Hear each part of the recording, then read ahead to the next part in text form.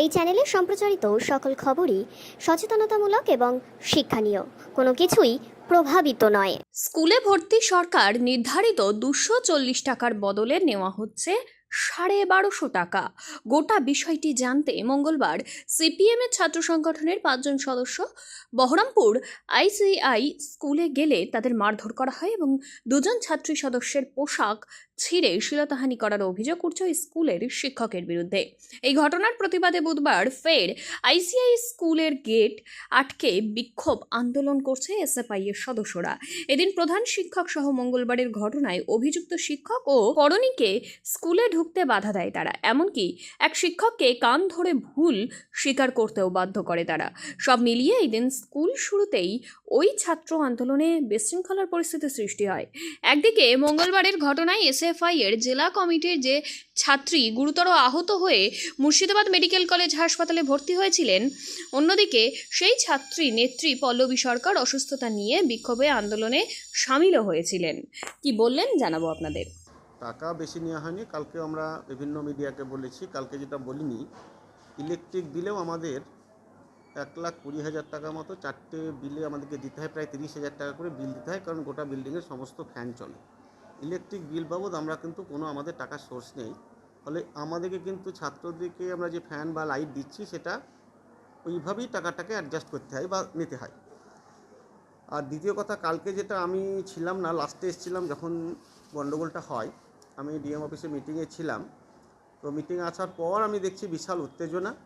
ওরা নাকি শুনলাম যে শাটার নামিয়ে তালা মারতে যাচ্ছিল। তো আমাদের যারা অফিসের স্টাফ ছিল তারা প্রথমে প্রতিবাদ করে, কিন্তু ওরা শাটার কেন নামাচ্ছে, এই অধিকার কে দিল? এই এক কথা দু কথা করতে করতে বচসা হয়, মারামারি, যেটা সম্পূর্ণ মিথ্যা। এরপরে ওরা উত্তেজিত হয়ে আমাদের টিচারদেরকে আক্রমণ করে। আমাদের টিচাররাও, 2 জন ছেলে ছিল ওদের মধ্যে, তাদেরকে টানতে টানতে বাইরে নিয়ে যাচ্ছিল। এই সময় মেয়েগুলো ওদের হয়ে প্রতিরোধ করতে আসে। এই ঘটনাটি ঘটেছে, যেটা কাম্য ছিল না, না হলেই ভালো হতো। তো যাই হোক, দ্য হিট অফ দ্য মুভমেন্টে ওরাও আমাদের 3-4 জন টিচারকে ফ্যাগের লাঠি দিয়ে যা মেরেছে, তো সেটা খুব দুর্ভাগ্যজনক আমাদের কাছে, যে একজন ছাত্র হয়ে আমাদেরকে লাঠি তুলছে। আমাদের টিচাররাও ওই মুহূর্তে হিট অফ দ্য মুভমেন্টে ওদের 2 জন ছেলেকে টেনে হিঁচড়ে যে তোরা বাইরে বেরিয়ে যা বলে বের করে দিচ্ছিল। এটাই ঘটনা, মারামারি কিছু হয়নি। আর হ্যাঁ, চিৎকার চেঁচামেচি বচসা হয়েছে, এটা দুপক্ষই হয়েছে। আমি লাস্ট মুহূর্তে এসেছিলাম, আমিও ওদেরকে দেখলাম যে আমাদের একজন রাজীববাবুকে, ওদের একজন, এবং রাজীববাবু এবং আমাদের সুসংবাদ বা রাজ্যবাবুকে দেখছি, আমি নিজে দেখেছি যে ওরাও ফ্ল্যাগের লাঠি দিয়ে মারছে। ওনারা সব টিচার। তাহলে টিচারদেরকে একটা ছাত্র যদি লাঠি তোলে, ওনারা বলছেন আমাদের গায়ে হাত তুলে। আমরা হাত তুলিনি, আমরা ছেলে দুটোকে টেনে বাইরে বের করতে চেয়েছিলাম যে স্কুলে বিশৃঙ্খলা নয়, তোমরা গেটের বাইরে যাও। এটাই ঘটনা। আর আজকে তো আপনারা দেখলেন টিচারদিকে, প্রায় সমস্ত টিচারকে, আমাকেও একটা হেনস্থার শিকার। আর দ্বিতীয়ত কথা হচ্ছে, আমরা যেটা ফিজটা নিয়েছি, পাশাপাশি বহরমপুরের সব স্কুলই কিন্তু 19-20 একই ফিজ নিচ্ছে। অথচ বেছে বেছে 2-1টা স্কুলে এরকম একটা অস্থিরতা বা বিশৃঙ্খলা সৃষ্টির চেষ্টা, এটা আমার মনে হয় উদ্দেশ্য প্রণোদিতভাবেই করা হচ্ছে। স্কুলের যেসব খরচ, সেগুলোর জন্য তো না, সরকার সেটা দেয় না। আপনারা জানেন হয়তো যে 240 টাকা ডেভেলপমেন্ট ফি পায় আর 340 টাকা। এর মধ্যে ওরা বুঝতে চাইছে না সারা বছরের মেনটেনেন্স যেটা, সেটা এর মধ্যে ইনক্লুড আছে। সরস্বতী পুজোর চাঁদা, আমাদের বিদ্যালয়ের ঐতিহ্য, 100 বছরের উপর স্কুল আমাদের, 150 টাকা আমরা নিই। 50 টাকা পুজো, 100 টাকা প্রীতিভোজ, 150 টাকা চলে গেল 750-র মধ্যে। আমাদের একজন সাইকেল চুরি হচ্ছিল, গেট না থাকার জন্য, গেটম্যান না থাকার জন্য আমরা একটা গেটম্যান নিয়োগ করি। তার টাকা গভর্নমেন্ট থেকে আমরা পাই না, ছাত্রদের টাকা থেকে তাকে বেতন দেওয়া হয়। একজন সুইপার রেখেছি, নাহলে আপনারা নিজেরাও এলেও পায়খানা বাথরুম যেতে পারবেন না, এমন অবস্থা। সুইপারকে একটা মান্থলি চার্জ দিতে হয়। আমরা একটা নাইট গার্ড রেখেছি। আমাদের পুরনো টিচার যারা আছেন তারা জানেন, 2বার আলমারি ভেঙে আমাদের সমস্ত ফাইলপত্র চুরি করে নিয়ে পালিয়েছিল। নাইট গার্ড রেখেছি। আমাদের একটা ছোটো বাগান আছে, যাতে স্কুলের সৌন্দর্য, সেটা মেনটেনেন্স করতে হয়, তার একটা খরচ আছে। সেটাও আমরা কিন্তু ওই 240 টাকা সম্ভব না। প্রথমেই বললাম, ইলেকট্রিক বিল বাবদ কিন্তু 1,20,000 টাকা আমরা পে করি। তো সেটা একটা বড় খরচ। তো এই খরচগুলো 240 টাকাতে আমার মনে হয় চালা যে কোনো স্কুলই পারবে না। এবং শহরে আমরা অন্য স্কুলেরও খবর নিয়েছি, 19-20 ফিজ কিন্তু আমাদের প্রায় সমসাময়িক, কার হয়তো 50 টাকা বেশি, 50 টাকা কম, এরকম। আর আমরা বারবার ওদেরকে বোঝাতে চাইছি যে 1200 নয়, 400 টাকাটা কম্পিউটার যারা শিখবে কম্পিউটারে 2 জন টিচার আছেন, তাদের বেতন আছে, কম্পিউটার মেনটেনেন্স আছে। কম্পিউটার এডুকেশনের জন্য আমরা 400 টাকা নিচ্ছি। যারা শিখবে তাদের, যারা কম্পিউটার শিখবে না তাদের কাছ থেকে জোর করে টাকা নেওয়া হচ্ছে না। এটা ওনারা বুঝতে চাইছে না। এটা প্রথম দিন ওদেরকে বলেছিলাম। আর একটা যেটা আপনার আমাদের এগুলো তো বললাম, আর এই খরচগুলো মেন আমাদের আছে, প্লাস পরীক্ষা চালানো। পরীক্ষাতে এবার পরীক্ষা চালাতে আমরা যেটা দেখলাম, 3টে প্রথম পর্ব, দ্বিতীয় পর্ব, তৃতীয় পর্ব এবং টেস্ট পরীক্ষা, মাধ্যমিক উচ্চ মাধ্যমিক। আমি হিসাব করে দেখেছি, মানে আমার ক্লার্কের সঙ্গে কথা বলছিলাম, প্রায় 1 লক্ষ কত হাজার টাকা শুধু পরীক্ষা পারপাসে খাতা কাগজ কোশ্চেন পেপার আমাদেরকে করতে হয়েছে। এই চার্জ কিন্তু ওনারা আন্দোলন করছেন বটে, 240 টাকায় চালানো খুবই কঠিন, চলবে না। তাহলে আমাদেরকে এগুলো বন্ধ করে দিতে হবে, আমাদেরকে নাইট গার্ড বন্ধ করে দিতে হবে, আমাদেরকে সুইপার বন্ধ করে দিতে হবে, আমাদেরকে আপনার গেটম্যান বন্ধ করে দিতে হবে, এছাড়া আমাদের উপায় নাই। আর একটা যেটা সবচেয়ে আশ্চর্য লেগেছে আমার, ওনারা আমরা 2 তারিখ, 3 তারিখ, 4 তারিখ ভর্তি করেছি, ভর্তি প্রক্রিয়া কমপ্লিট।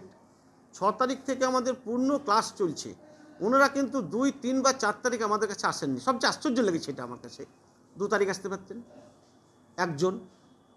ওরা কালকে যে আসার ভঙ্গি, সেটা দলীয় কর্মসূচি বলে মনে হয়েছে আমার। জানিয়েছিল না, ওরা আর আমাদের কালকে বলেছি তোমরা তো জানিয়ে আসতে পারতা। একজন ছাত্র ছিল, তাকে আমি বলেছি তুই তো এখানে থাকিস 50 মিটার দূরে, তো আমাকে তো একবার দেখা করে গেলি 35 টুক করে, যে স্যার আমরা 2 জন আসবো, একটা ডেপুটেশন দেবো। সে আমাকে কোনো উত্তর দেয়নি। তখন আমাকে বললাম আমি সংগঠনের তরফ থেকে এসেছি, এটা বলেছে। তো আমি বললাম তুই একটা অ্যাপয়েন্টমেন্ট নিতে পারতিস, আমাকে বলতে পারতিস, আর তোরা যে এসছিস, তাহলে আমরা তো 2, 3, 4 সমস্ত ভর্তি কমপ্লিট, আমরা টাকা ব্যাংকে অলরেডি বিভিন্ন যে অ্যাকাউন্টে টাকা থাকে জমা দিয়ে দিয়েছি, এখন তোদের বর্ধিত ফের আন্দোলন আমি কী করব?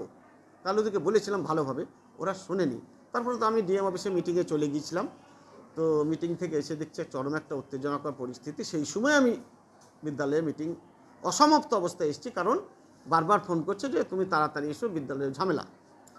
তো এই হচ্ছে আপনার কালকের ঘটনা। আজকের ঘটনা তো দেখলেন, গেটে একটা অবাঞ্ছিত।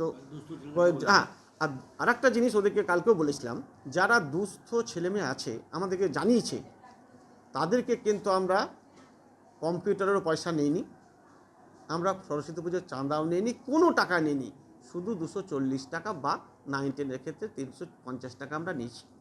যারা আমাদেরকে জানিয়েছে যে স্যার আমার অবস্থা, কেউ বলতে পারবে না যে আমি জানিয়ে ছাড় পাইনি। ওইগুলো আমরা সম্পূর্ণ, তাদের কোনো টাকা এক্সট্রা টাকা আমরা নিইনি, তাদের সরকার নির্ধারিতটাই নিয়েছি। যারা আমাদেরকে অ্যাপ্লাই করেছিল বা একটু এক কলম লিখলেও আমরা তাদেরকে সঙ্গে সঙ্গে সেগুলো করে দিয়েছি। তারা বিনা পয়সা কম্পিউটার শিখবে। মানে ভর্তি প্রক্রিয়া শেষ হয়ে গেছে? ভর্তি প্রক্রিয়া 4 তারিখে ক্লোজ আমাদের। এখন ভর্তি হচ্ছে কারা? যারা 2, 3, 4 আউট অফ বহরমপুর ছিল, তারাই 1টা 2টো যারা আসছে, কালকে এসেছিল তারাও কিন্তু ভর্তি হচ্ছে এখন, যারা 3 দিন ছিল না।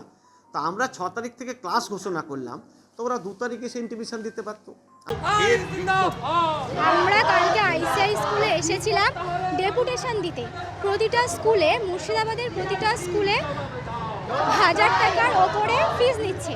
বহরমপুরের প্রতিটা স্কুলে এই মাত্রায় নিচ্ছে। মুর্শিদাবাদের বাকি স্কুলগুলো 400, 500, 600 এইভাবে নিচ্ছে। আমরা এর আগে শিল্প মন্দিরে গেছিলাম, সেখানে আমাদের ম্যাম প্রতিশ্রুতি দিয়েছিল যে যারা দুস্থ তাদেরকে আমরা ইনকাম সার্টিফিকেট অ্যাপ্লিকেশন যদি দেখাতে পারে ছাড় দেব। কালকে ওনাদের ম্যানেজিং কমিটির মিটিং হয়েছে, তারপরে ওরা বলেছে তারা গার্জেনদের জানাবে অতিরিক্ত ফি তাদেরকে ফেরত দেবে। আমরা সেই মতো আইসিআইও কালকে এসেছিলাম। আমরা মারবো বা মার খাবো আমাদের এরকম কোনো ধারণাই ছিল না। আমরা শান্তভাবে এসেছি। আমরা টিচারদের কাছে গেছিলাম ডেপুটেশন দিতে। আমরা 2 ঘন্টা ধরে আমাদেরকে বসিয়ে রেখেছিল। প্রথম থেকেই ওরা উত্তেজিত হয়ে কথা বলেছে, আঙুল উঁচিয়ে কথা বলেছে। তারপরে আমরা মধ্যস্থতা করার চেষ্টা করি, আমরা শান্তভাবে কথা বলি, স্যাররা আসে বলে। আমরা 2 ঘন্টা অপেক্ষা করার পর যখন আমরা অফিসে যাচ্ছি, আমাদেরকেও গুরুত্বই দিচ্ছে না। আমরা বলছি আপনারা বলুন যে ম্যানেজিং কমিটিতে কারা আছে রিপ্রেজেন্টেটিভ, আমরা তাদের হাতে জমা দেব। যেহেতু টিআইসি মিটিংয়ে গেছে, ওরা বারবার এটাই বলছে যে আজকে এ আসেনি, আজকে ও আসেনি। তখন আমরা বলি যে আপনাদের তো ম্যানেজিং কমিটিতে 3 জন সদস্য, 3 জনের মধ্যে একজনও আসেনি, এটা কখনো হতে পারে? চলো ওয়েট এটা কখনো হতে পারে? তো তারপরে কি হয়েছিল যে আমরা তখন এইভাবে যখন হয় না, আমরা ওখান থেকে বেরিয়ে আসি। আমরা শুধু গেট আটকেছিলাম, শুধু দরজা লাগিয়েছিলাম। ওরা যে বলেছে যে আমরা নাকি সরকারি সম্পত্তি নষ্ট করেছি, আমরা ওনাদেরকে মেরেছি, এটা সম্পূর্ণ মিথ্যে কথা। ওনারা আমাদেরকে প্রথম থেকে উঁচিয়ে কথা বলেছে, মেয়েদের শ্লীলতাহানি করেছে, আমার চুলের মুঠি ধরে আমাকে মেরেছে, ঘাট ধাক্কা দিয়ে বের করে দিয়েছে। আমার এই অবস্থা আজকে, আমি কালকে সারাদিন হসপিটালে ভর্তি ছিলাম। মানে আমাদের এটাই বক্তব্য যে মেয়েদের সুরক্ষা কোথায়?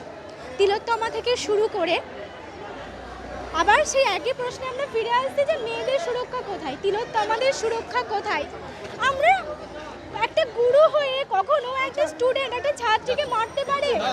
কখনো গুরু হয়ে শিষ্যকে মারছে? এটা কখনো হতে পারে? এটা সম্পূর্ণ অপ্রত্যাশিত। শিক্ষকরা শিক্ষা দেয়, শিক্ষকরা আগামীর ভবিষ্যৎ তৈরি করে। তারা যদি এরকম তৃণমূলপন্থী মনোভাবাপন্ন শিক্ষক হয়ে যদি এরকম ছাত্রছাত্রীদের ওপর হাত তোলে, তাদের শ্লীলতাহানি করে, তাহলে ছাত্রীদের সুরক্ষা কোথায়? আমাদের বক্তব্য একটাই। আর অতিরিক্ত যে ফি নিয়েছে, আমাদের দাবি এটাই, তারা 240 টাকা রেখে তারা বাকি টাকাটা সমস্ত গার্জেনদের ফেরত দিক। কারণ এরকম অনেক দুস্থ পরিবার থেকে আসছে যাদের এই 1000 টাকা ফিটা মানে অত্যন্তই বেশি। আপনার নাম? পল্লবী সরকার, আমি মুর্শিদাবাদ জেলা কমিটির সদস্য।